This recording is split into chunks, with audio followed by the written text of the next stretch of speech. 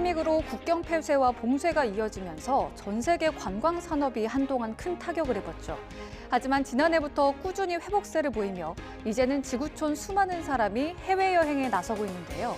오랜 시간 억눌렸던 여행 보복 심리 등으로 관광객 숫자가 급증한 일부 지역에선 다양한 부작용이 불거지고 있습니다. 전 세계에서 벌어지고 있는 모든 궁금한 이야기, 오늘도 글로벌 Y에서 알아보겠습니다.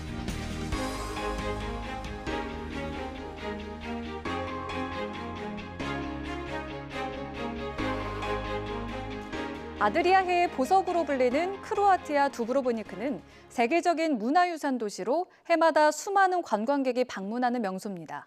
그런데 과도하게 많은 관광객이 유입되면서 이른바 오버 투어리즘이 큰 이슈로 떠오른 상황인데요. 지속 가능한 관광 문화를 확보하고 주민들에게도 평화로운 일상을 보장하기 위해 크로아티아 당국이 어떤 정책을 펴고 있는지 김유광 리포터가 취재했습니다. 오렌지색 지붕과 굳건한 성벽 등 중세의 흔적을 간직한 두브로보니크.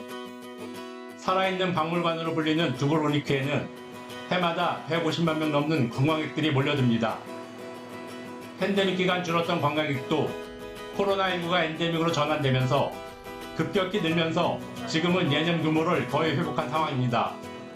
I'm very surprised and I'm really fascinated about all the buildings. It's so interesting. All the little streets, the buildings. I'm very impressed. 문제는 이처럼 팬데믹 동안 억눌렸던 해외여행 수요가 급증하면서 부작용이 발생하고 있다는 점입니다. 대형 여객선을 통해 하루에 10,000명 넘게 방문객이 쏟아지는 등 작은 doširo선 수용하기 힘든 규모의 관광객들이 몰리고 있습니다.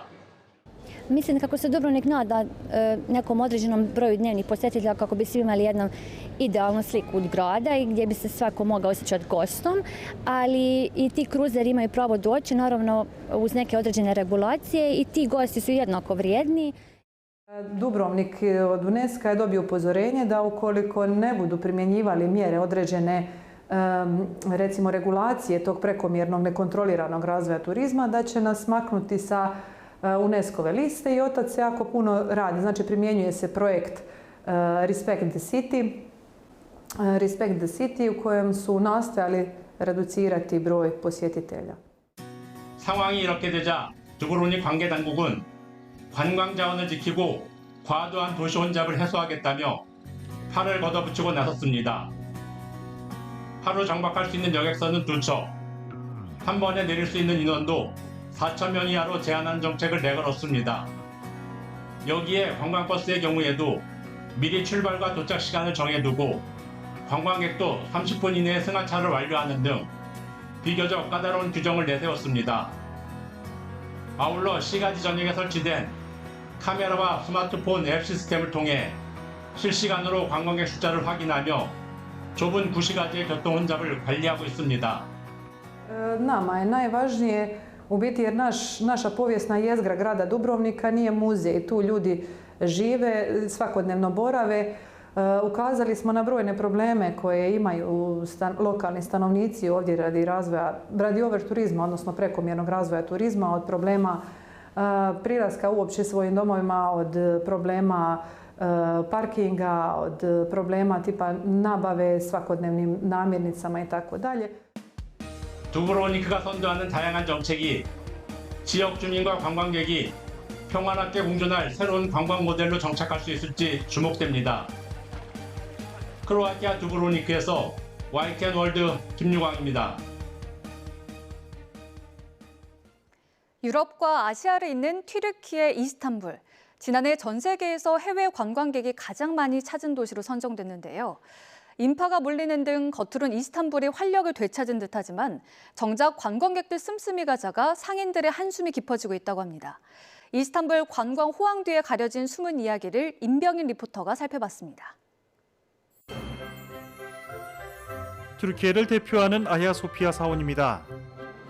지구촌 곳곳에서 찾아오는 관광객들로 늘 발 디딜 틈이 없습니다. 이스탄불 대표 상점과 그랜드 바자르 역시 오고 가는 이들로 항상 활기가 가득합니다. 팬데믹 이후 관광 산업이 회복세에 접어들면서 방문객도 부쩍 늘어난 튀르키예. 특히 이스탄불은 지난 한 해 동안 전 세계에서 해외 관광객이 가장 많이 찾은 도시로 꼽히기도 했습니다. 하지만 상인들 얼굴은 어두운데 관광객들 소비 패턴이 예전과 사뭇 달라졌기 때문입니다. 내국인이나 방문객 가릴 것 없이 씀씀이가 줄어든 것이 가장 큰 특징입니다. Mesela markete gittiği zaman 5 tane alması lazımken 2 tane almak zor. Tabii ki insan hayatında 입장료가 제일 큰 것 같고 그 다음은 레스토랑에서 뭐 밥 먹을 때 식당에서 밥 먹을 때가 제일 크고 그 다음에는 뭐 기념품 같은 거 사는 거 그런 게 좀 비싸지 않나. 관광객이 지갑을 닫자 이스탄불 상인들의 한숨은 깊어만 갑니다. 상인들은 관광객의 소비 감소가 일시적인 게 아니라 고물가와 경제적 어려움으로 인한 구조적인 문제로 보고 있습니다. 튀르키예 화폐 가치 harak과 살인적인 인플레이션으로 관광객이 지갑을 꽁꽁 닫고 있다는 겁니다. Tabii şimdi mesela turistler geliyor mesela eski Türkiye gibi değil. Her şey pahalı diyorlar. Tepki gösteriyor. Bunlar ne diyorlar? Hani onlar öyle söylüyor. Biz ne yapacağız mesela? Biz nasıl alalım? Turist geliyor 3 gün 5 gün kalıyor 10 gün kalıyor. Alışverişini yapıyor ya da yapmıyor gidiyor. Biz ne yapacağız? Biz alamıyoruz mesela. Bu bizim ekonomik satışımızdan kaynaklı değil, insanların alım gücüyle alakalı olan bir şey. Fakat insanların alım gücü düşük olduğu için dolayısıyla ve özellikle de turistik ya da hediyelik bir şey düşündüğü zaman bu en son plan oluyor onlar için. 결과적으로 이스탄불 관광 호황이 관광객과 튀르키예 국민 모두에게 좋은 소식이 되지 못하고 있는 상황. 여행업계 관계자들은 튀르키예 상권은 이미 수익을 내기 어려운 국면에 접어들었다고 말합니다. 터키를 찾는 분들이 예전에 비해서는 좀 이렇게 증가세가 이렇게 많이 늘어나고 있지 않다고 저는 솔직히 느낍니다. 저희 여행사들도 뭐 이렇게 좀 비즈니스하기 이렇게 좋지 않은 상황이다 이렇게 말씀을 드릴 수 있고. 관광 산업이 국가 경제의 중요한 한 축을 차지하는 튀르키예. 전문가들은 경제를 살리기 위해선 물가 안정 등 구조적인 문제 해결과 더불어 성장 잠재력이 큰 의료 관광 활성화 등 다각도 접근이 절실하다고 조언합니다. 튀르키예 이스탄불에서 YTN 월드 임병인입니다. 세계 최고층 빌딩 부르즈 할리파와 환상적인 휴양지로 관광객에게 인기가 많은 아랍에미리트 두바이. 글로벌 기업들이 주목하는 비즈니스 허브로도 유명해 전 세계인들이 많이 찾는 지역인데요. 그런데 최근 두바이에서 우리 동포와 방문객을 대상으로 한 각종 사기 사건이 빈발해 각별한 주의가 요구되고 있습니다. 주로 어떤 사기 수법이 발생하고 있는지 두바이 원유한 리포터가 사례들을 알아봤습니다. 최근 업무차 아랍에미리트 두바이를 방문한 서민재 씨. 한국에서 두바이 초콜릿이 큰 인기를 끌면서 주변에서 이를 구매해달라는 부탁을 받았는데요. 어렵사리 두바이 초콜릿 구매처를 수소문해 선물용으로 다량의 초콜릿을 구매한 민재 씨. 그러나 민재 씨가 구매한 초콜릿은 원조 제품인 픽스 초콜릿이 아닌 한국에서도 쉽게 구할 수 있는 유사 상품이었습니다. 사실 알고 보니까 진짜 두바이 초콜릿은 아니라고 하더라고요. 픽스 초콜릿이라고 써져 있는 거를 사야 되고 사실 그게 또 오프라인에서는 판매가 되지 않고 원조 두바이 초콜릿은 아랍에미리트 전화번호로 특정 앱에 가입해야만 구매할 수 있어 사실상 외국인 여행객이 이를 직접 산다는 것은 그리 쉬운 일이 아닙니다. 그러나 초콜릿의 인기가 높아지면서 이를 악용한 외국인 대상 가짜 판매 사이트가 성행하고 있습니다. 문제는 사기꾼들이 피해자들의 카드 정보를 탈취해 비접촉 결제 등의 방식으로 금융 범죄를 저지른다는 데 있습니다. 네, 저도 최근에 신용카드 부정 사용을 당하고 바로 카드를 정지시키고 현지 은행과 분쟁 절차 중에 있는데요. 여기 보시면 누군가가 새벽에 제 카드로 최신형 스마트폰을 결제했습니다. 바로 카드를 정지시키고 해킹을 했는데 그 현지 은행에서 얘기하는 게 최장 120일까지 걸릴 수 있다고 하더라고요. 그러면서 이제 최근에 저 같은 케이스들이 많아서 시간이 오래 걸린다고 합니다. 그래서 지금 현재 노심초사하면서 기다리는 중입니다. 두바이에선 최근 이런 피싱 사기 외에도 이른바 로맨스 스캠이나 왕족 사칭 투자 사기, 금괴 사기 등 다양한 수법으로 한국인을 노리는 사례가 급증하고 있습니다. 범죄자들은 특히 외국인 관광객들이 현지 사정과 문화를 잘 모르는 점을 교묘히 악용하고 있습니다. 한국 분들이 현지에 있는 왕족들의 이름이나 아니면 그 가계도에 대해서 인지도가 부족하다는 점을 이용해서 외국인들을 상대로 이렇게 사기를 진행하는 경우가 발생을 합니다. 주 두바이 한국 총영사관 측은 최근 이런 사기 수법에 대한 신고가 급증하고 있다면서 낯선 이의 SNS를 통한 접근이나 투자를 유도하는 메시지에 각별한 주의를 기울여 달라고 당부합니다.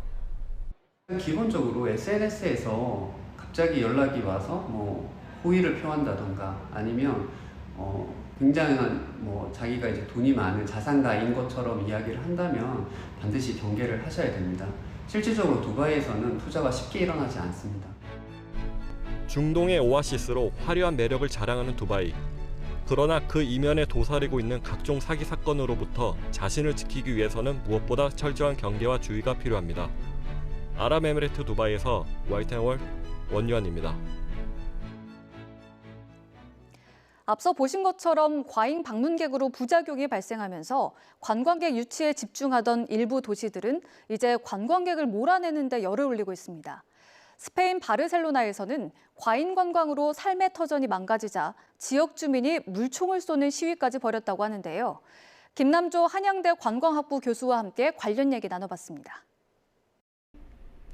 네, 한양대학교 관광학부 김남조 교수와 함께 오버 투어리즘에 대해서 얘기 나눠보도록 하겠습니다. 안녕하십니까, 교수님? 네, 안녕하세요. 네, 반갑습니다. 네, 반갑습니다. 네, 우선 낙후된 지역이 이제 활성화가 되면서 임대료가 상승하면서 원주민이 쫓겨나는 현상을 젠트리피케이션이라고 하고 과잉 관광 현상을 오버 투어리즘이라고 하잖아요. 네. 요즘에는 이 두 단어를 합쳐서 투어리피케이션이라는 단어가 생겨났던데 네. 이게 정확하게 어떤 의미일까요?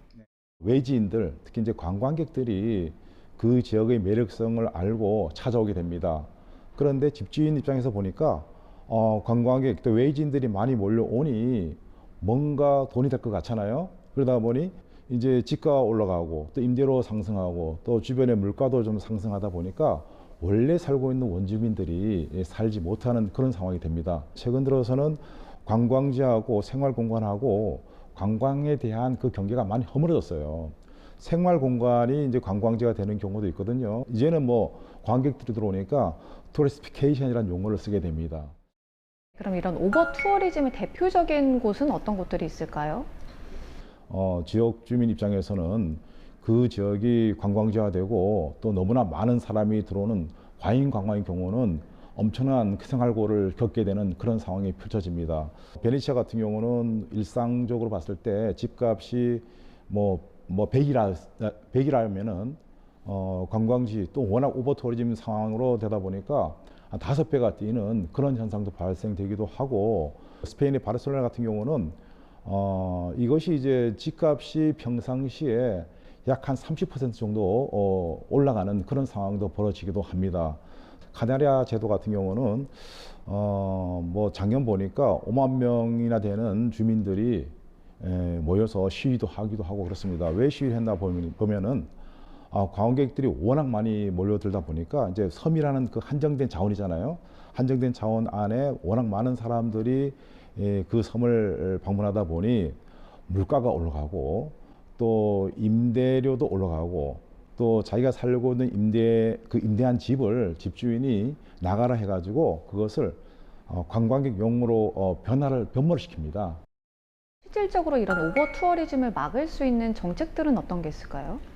직접적 관리 기법이 있고 또 간접적 관리 기법이 있어요. 직접적 관리 기법은 관광객을 좀 물리적으로 격리시키는 듯한 그런 대책입니다. 예를 들어서 벌금을 좀 과하게 매긴다든가 또는 우리 북촌 한옥마을처럼 특별 관리 지역과 같은 그 조닝하는 거죠.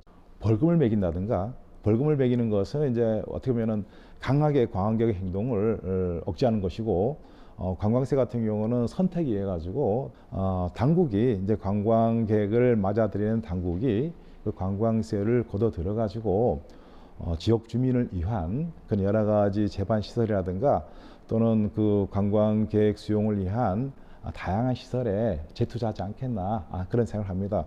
피해를 보는 것은 지역 주민이니까 오버투리즘의 경우는 지역 주민의 입장에서 좀 철저하게 여러 가지 대안을 마련해서 지역 주민을 위로하는 그런 방향으로 가는 것이 맞지 않겠나 그런 생각합니다. 자칫하면 외국인 차별이나 혐오로 번질 수도 있다라는 생각이 들거든요.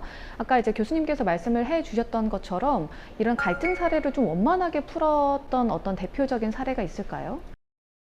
안동 하회마을 있잖아요. 하회마을을 국가유산청이 이제 관리를 하거든요. 입장료 수입에 제가 알기로 한 30%를 지역 주민을 위한 지원 사업으로 지역사회에 환원을 시켜줬어요. 입장료를. 그래서 그런지 뭐 하회마을에 대해서는 지역 주민들의 그런 불평이라든 갈등이 별로 없는 것 같아요. 사전에 이러한 행동을 하지 마시오라고 가이드라인을 주면서 사전 뭐 교육 또는 어떻게 보면은 정보를 주는 것이 중요하지 않겠나. 대부분의 관광객들은 그런 정보를 주면은 따르는 경우가 많습니다. 네. 지역 주민들이 좀 받아들일 수 있는 현실적인 대안이 필요할 것 같습니다. 네. 낯선 도시의 문화와 일상을 경험하는 여행은 누구에게나 즐겁고 설레는 일인데요. 그런데 나의 즐거움이 타인에게 고통이 되지 않는지 한 번쯤은 생각해 봐야 될 것 같습니다. 오늘 말씀 잘 들었습니다. 고맙습니다. 네, 감사합니다.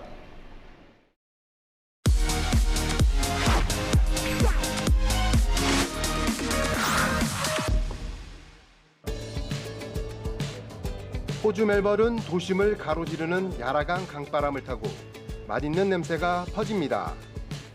일본 국민 음식 야키소바부터 티베트 만두 모모까지 이른 아침부터 맛깔난 음식을 준비한 30여 개 매대에 하나둘 손님들이 모여듭니다. 아시아 여러 나라 길거리 음식을 한 자리에서 맛볼 수 있는 아시아 거리 음식 축제 현장입니다. 지난해 호주 남부 애들레이드에서 시작된 축제가 호주 시민들의 큰 호응에 힘입어 멜버른에도 무대를 열었습니다. I tried three stalls, really good, nice variety and authentic food. I tried the Thai food and also some Chinese food. I think they blend the spices and everything in a nice way, so it really touches our taste palates. 한국인에게 친숙한 다양한 맛의 컵밥과 호주의 상륙한 뒤 달러 케이크란 이름으로 변신한 일명 시범빵도 수많은 방문객의 선택을 받았습니다. 여름에 이제 활기찬 분위기가 느껴지는 것 같아서 좋고, 그다음에 제가 한국 음식을 좀 고집을 하고 있거든요. 한국 음식을 약간 퓨전화 해가지고 한국적인 맛을 좀 알리는데 좀 도움이 되는 것 같아요. 아시아 길거리 음식과 함께 아시아 음악 공연도 축제 장소 여기저기서 펼쳐졌습니다. 구름 한 점 없는 하늘 아래서 즐기는 맛있는 음식과 흥겨운 음악이 방문객의 흥을 돋웁니다.